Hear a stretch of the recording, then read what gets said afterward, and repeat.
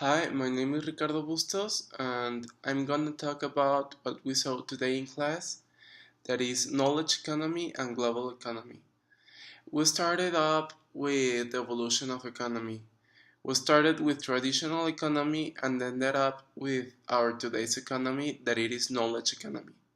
So starting up with traditional economy, we're seeing the most primitive type of economy that was seen during the 14th and 15th century, that was based on one country was wealthy or was wealthier than others based on their natural resources, on their land, or even on the amount of working hands they had.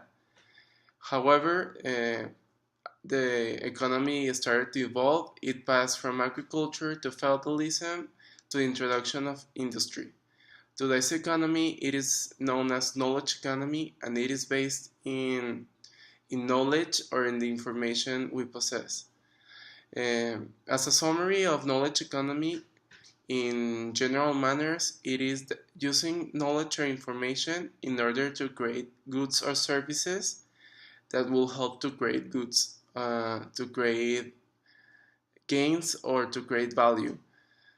As an example, in today's economy, people use their knowledge to create goods or services such as programs, such as tablets, cell phones, laptops, in order to create a higher living standard for people, or even just making easier our daily basis tasks.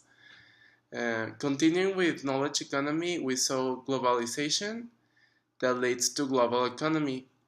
This economy was created due to the interdependence of the countries. Due to globalization, countries are dependent on each other in political, economical, or social manners. One thing that happens in one country will affect or be seen or will be heard in another place in the world, even though they speak the different languages, even though they have different beliefs, due that all the countries are dependent in one or another way of another, everything that happens in one place of the world will be seen or heard or felt in the other place. Due to this phenomena, that is globalization, international organizations were created. The main purpose of these organizations was to ease the communication or promote the transfer of information from one place to another. This helps to improve living standards all around the world or promote a continuous development of our standard livings. Mm, Due to this, uh, it has been seen that, as an example, the crisis of 2007 in USA was felt all around the world, and not only because the United States is a first world country, only first world countries were affected. As a matter of fact, first country world countries, second world countries, and developing countries such as Mexico were affected due that most of the countries around the world are dependent of the dollar. That was one of the major causes that promoted the economical crisis of that year.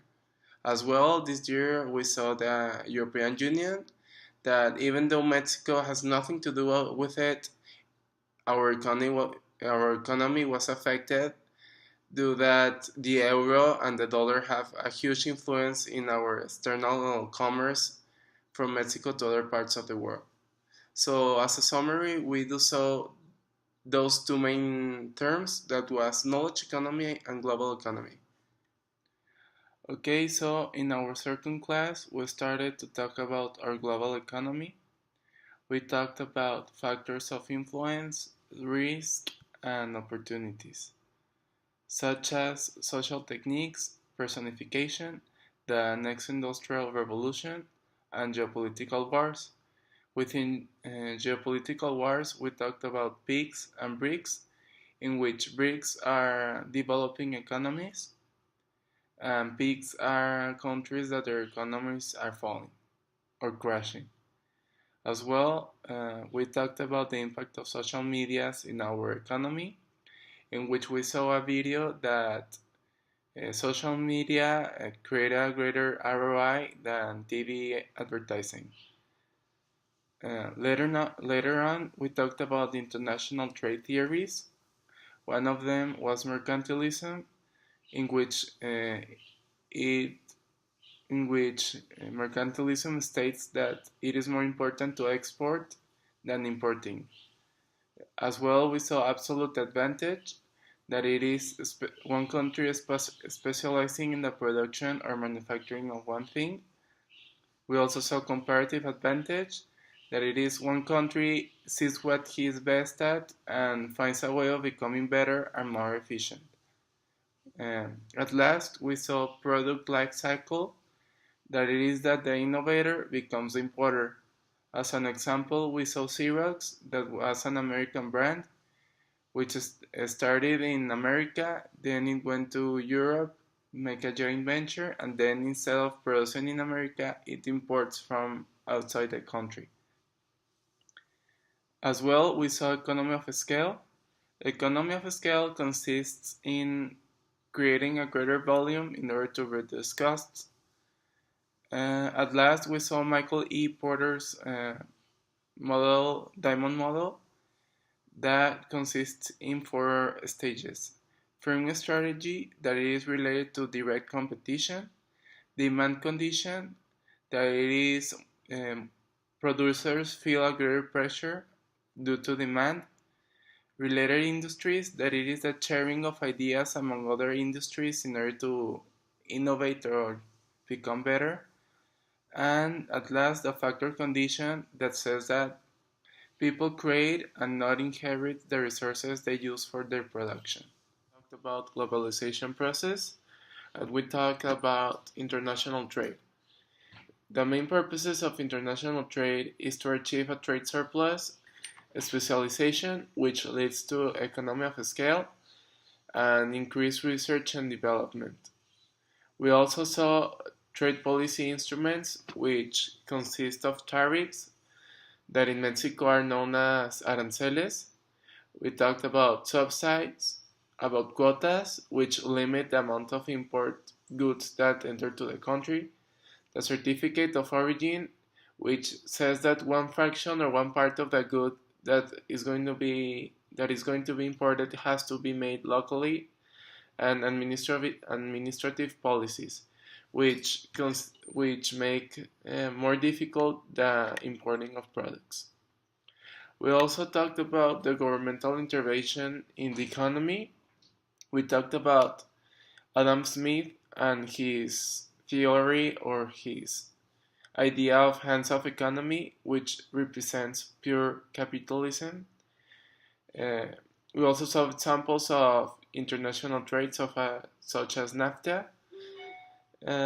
We also talked about political arguments, which state that if government intervene with the economy, they will protect the jobs and the industries. They will secure the national security, and so on. Also, if the government intervene with the economy, they are political arguments and economical arguments, such as they will develop the industry, they will create strategic policies, and so on.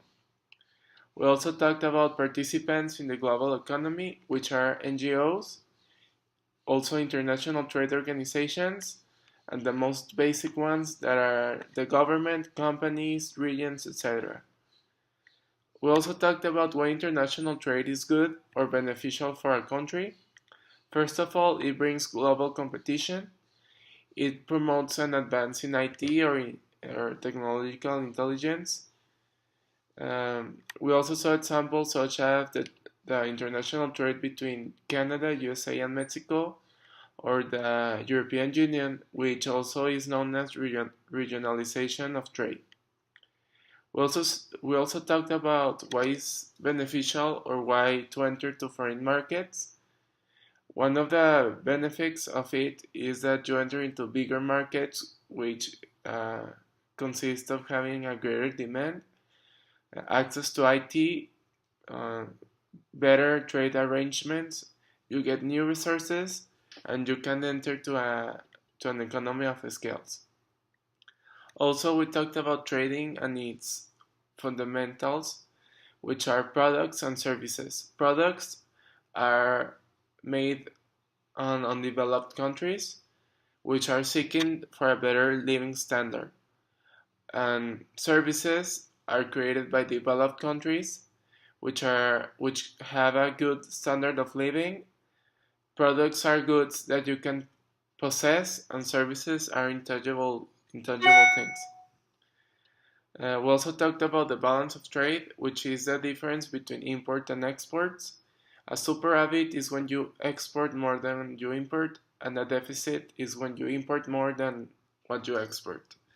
At last, we saw why to focus on major trading partners, such as Mexico focusing on American commerce, and it is that they have a better business climate, they have no strong cultural objections, like Mexico and United States share a lot of cultural beliefs, or United States have a lot of Mexicans living on it, and there are good transportation faculties and more.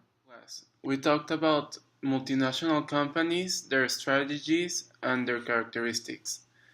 First of all, we talked about the challenges of being a multinational company, and it is a presence elsewhere. It is, well, some of the advantages are cheaper labor and you have bigger markets. But most of the challenges are the company adapting to the local markets they are approaching.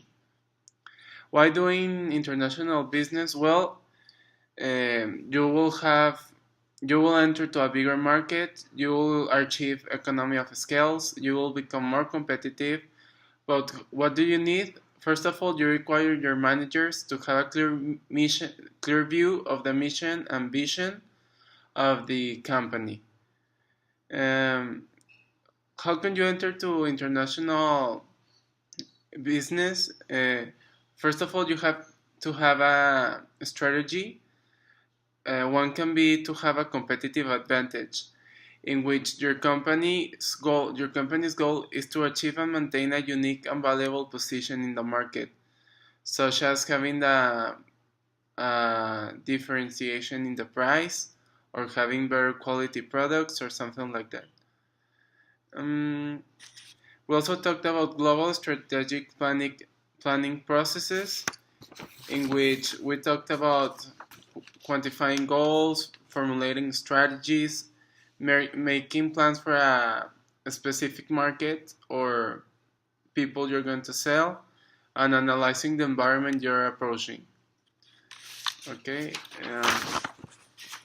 We also talked about benchmarking, which means that the company have to improve its performance in order to become more competitive.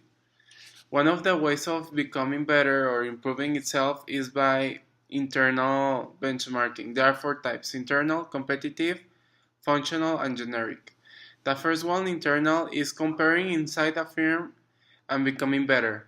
This is an in-house, and it is just seeing what the company is doing and becoming better at it. Also, we saw competitive, in which a company compares to its direct competition and tries to become better than them. We also saw functional, that it is you focus on something similar with another company, but it is not direct competition. And we also saw generic, that it is comparing one of your processes with something completely different from your company. We'll also saw that one of the big things or major things one company has to dedicate or work while approaching international business is at creating value. There are 2 ways of creating value. One is the support act, and the other one is the primary act. The support act is more like human resources, administration, and like that. And the primary act is all direct to the product, such as the materials, the quality, the marketing, and like that. We also saw some of the benefits of global expansion. We saw economy of scales, sell abroad, bigger market, increase profit while lowering costs. We saw an example of cost pricing in IKEA, that it is a known brand of furniture and it has positioned itself by low pricing. We also talked about um, other things companies can do. We saw global strategies, multi-domestic and transnational. In global strategy, the company reduces its costs in order to become more competitive. This can be done by economy of scales, and we saw examples such as Intel, that produces in somewhere else with cheaper handwork and then imports and sells in a higher price. In multi-domestic, in here a company goes to another place and it changes itself in order to fit in the market.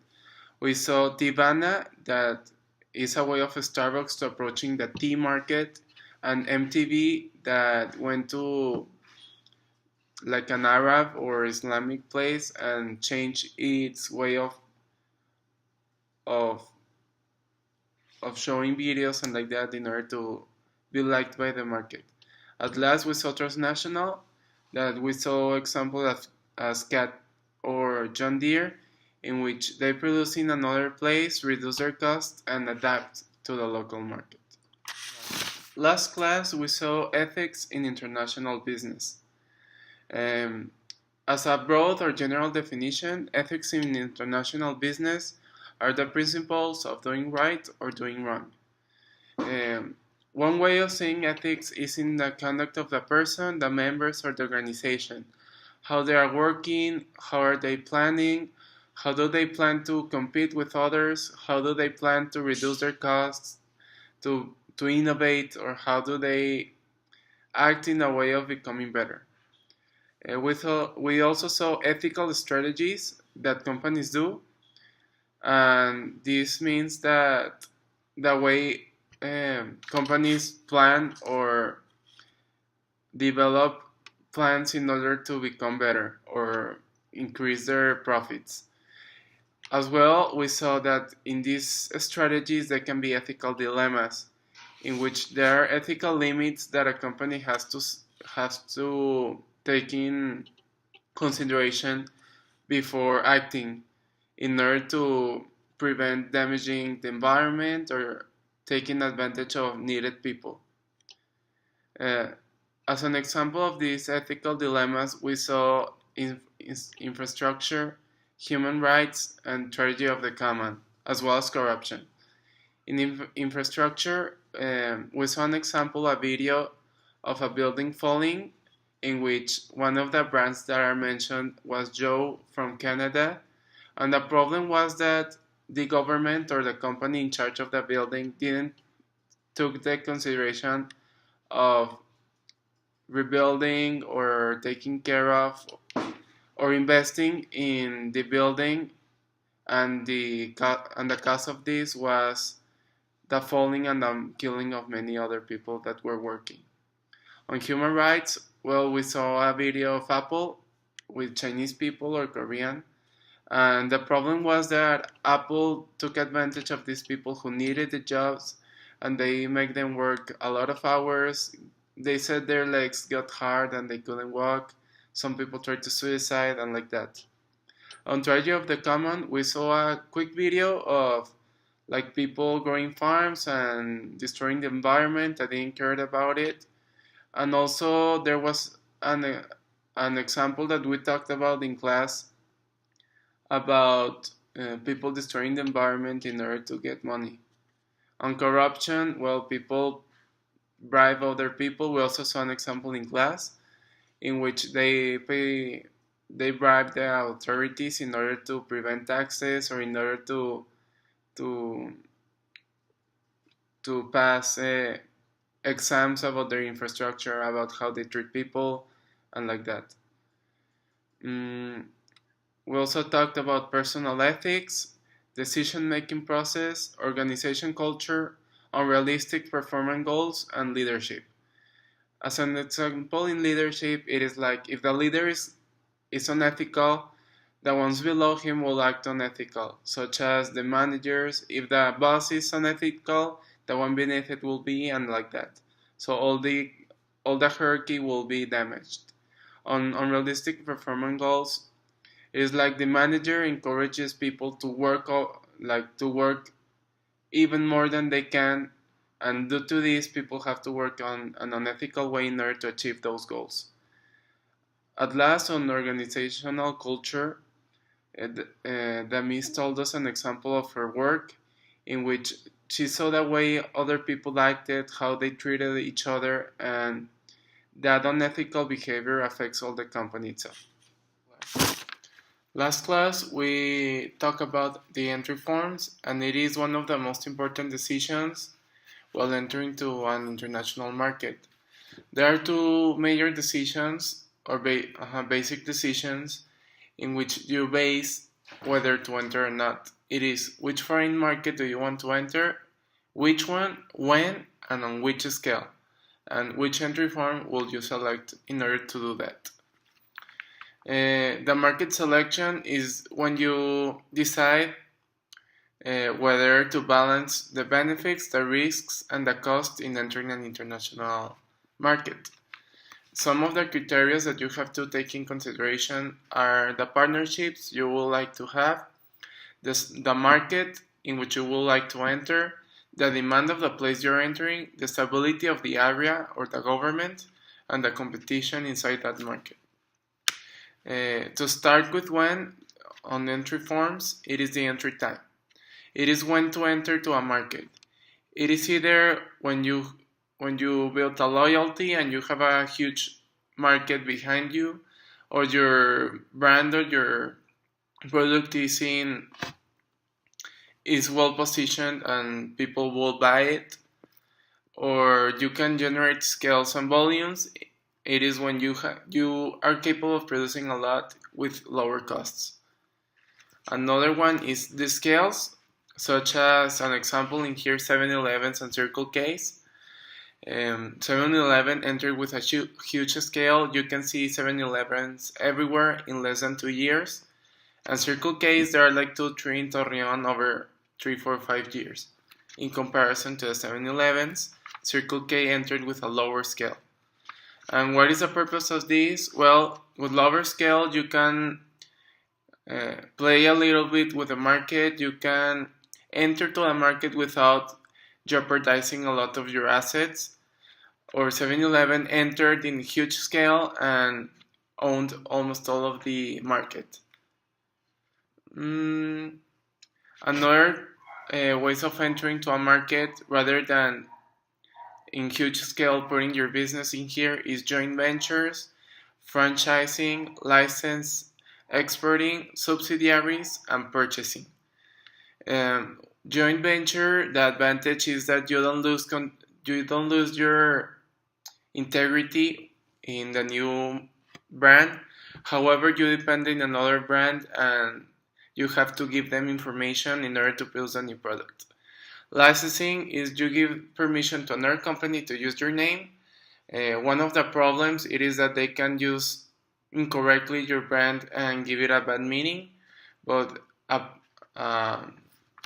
benefit is that you gain with other company doing everything. Franchising is that you give the permission of others to establish your business around everywhere. The inconvenience of that it is that they can do bad businesses with your name and they can damage the image of your company.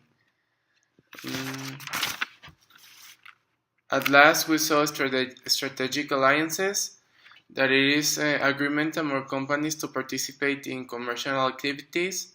The advantage is that they facilitate the entry to the market. You can share technology, but the inconvenience of that it is that you lost control, so that you depend on others in order to enter the market, and you have to share information. Let's talk about cultural factors while entering to international business. So what is culture? Culture is a set of beliefs, rules, techniques, institutions, and artifacts that characterize a human group. One of the major things one have to take in consideration while entering to international business, it is that culture is learned. So maybe the way you perceive one thing will change in the way people in the market you're intending to enter is different. There are 6 rules you have to take in consideration while entering to a market in an international aspect. One of them is to be prepared. You have to have everything according to the laws of the market you have to enter. To measure time, you have to be precise and enter in a specific moment when people will accept your product. Develop trust. You cannot enter and believe that you will sell everything. You have to enter slowly or have a good background in order for people to like your product. Understand the importance of the language. Well, you have to, as an example, you have to put in the language people will understand the labels or the name or everything in order for people to know what is a product and from where it is. Respect the culture. You have to take in consideration their religion, their beliefs, their culture, and things like that in order for people to like your product and not be offended by it. Understand the elements of the culture as well. Some of the aspects of entering to a new culture are marketing, that are strategies in order for people to like your product or be attracted by it. Human resources management, that it is evaluating the management of the product, and production and finance, that it is attitude towards authority and change aspects of the production in order for people to like it. There are also social cultural elements that may affect the way your product is perceived in the area, such as aesthetics, that it is known in Spanish as aspectos de la estética, and it is what do people in that market or that area that you're intending to enter see as beautiful, see as something that they like. You have to take in consideration the music, the color, paints, and like that. Also, you have to take in consideration their religion and the way the society is distributed in order to see in which market, on which area of the place would you like to sell your product or how to sell it. As well, you have to take in consideration the language, as previously mentioned, the social organization, like the kinship, the ages, the way people are, the way people is distributed in the area.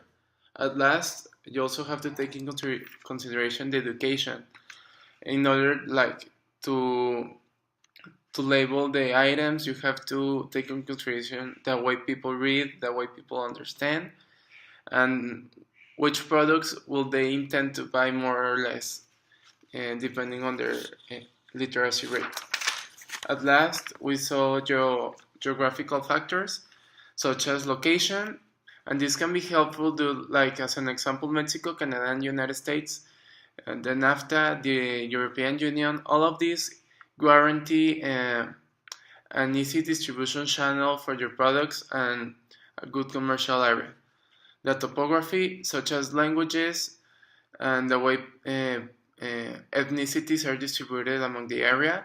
We saw an example of Switzerland, that it has 4 different languages. The climate, such as in Mexico, Torreón and Monterrey are in the north, however they have different climates. And the natural resources such as fossil fuels, coal, natural gas, and electricity. Class, we saw political factors. We saw that this is critical for a business to approach an international market, and we also saw that business can become political forces among the countries. We talked about some very important social theories or ideologies, which is communism by Karl Marx, capitalism by Adam Smith, and socialism. Communism is labor is organized for common advantage, so it is seeking for common wealth. Capitalism is production privately owned, So it is giving freedom to the people to emerge in the economy. And socialism is a combination of both. It is people are free to approach the market, however the government plays with the economy. We talked about conservatives versus liberals or right versus left, in which we started talking about the medieval or uh, antique status quo that was absolute monarchy and how it has progressed to the economy we have nowadays. We also talked about privatization like Pemex, that it is public to private, and expropriation, that it is Cemex in Venezuela, that it is uh, from property to becoming part of the government, by compensation like paying the company for that property, or only by confiscation like taking it away from them without remunerating. We also talked about nationalization like the Banca de Mexico, in which the government owns the business. Uh, we also talked about some key factors that may prevent a business from approaching a board market, such as government protection, like if the government helps you or affects you or may damage you, such as the examples above. Uh, Terrorism, it will also affect the way people enter your country if they either decide to go into it. The government stability, like if there are revolutions, coups, like golpes de Estado, and changing political terms. And at last, country risks. We saw economic and financial factors while entering an international market. First of all, he told us that the economic factors are one of the most critical or more important factors while entering to the international market. We talked about the gross domestic product, that is the total production of the country, and the GDP per capita, that it is that divided by the total population. We talked about developed countries, that are industrialized countries, service-based economies, and have a greater income per capita. Developing countries that have lower per capita, in fact it is less than $9,000 total, and they have an equal distribution and a low or small middle class. We talked about newly industrialized countries that are rapid growing, have foreign investment, and export manufacturing goods. And we talked about highly industrialized economies that are fast growing, such as Hong Kong, Singapore, and South Korea. We also talked about the economic dimensions, that are GDP per capita, underground informal economy, exchange rates, and purchasing power, that it is the ability of buying. We also talked about financial factors, that are how people manage their money or administrate their business, and he told us that it is a vital element in a company. Why? Because all of the financial factors are external, and the way you manage and play with it will make your company succeed. Some of them are taxes, tariffs, interests, inflation, and so on. We also saw the balance of payment, that it is better to have greater export than import, or at least have them equal. About legal factors. First of all, we talked about the rule of law, that it is basically how law is used in the place you're intending to enter, such as if actually law is valid and people act between the parameters of law. We also talked about the duties that a company has to deal with while entering into an international market, the taxes, if the countries are protected, if the government of the country is protective, there will be high taxes. If not, there will be lower taxes, and that will be more attractive for international business. Norms and ULs that are quality and feature requirements, and the norms and ULs are important for imported and domestic products in order for be able to be sold in the place you want to sell them. If you don't fulfill the requirements, you will not be able to sell your products because the government will prevent it. We also talked about the brand of a company, that it may be more valuable than the company itself, and we talked about Apple. We also talked about extraterritoriality, that it is making valid laws outside the territory in order to protect the company from corruption or fraud. We talked about trade agreements about between countries. We talked about the INPI, that it is national, and the WIPO, that it is international legal treaties. We talked about protection of intellectual property, in which WIPO is an international organization that protects it all around the world.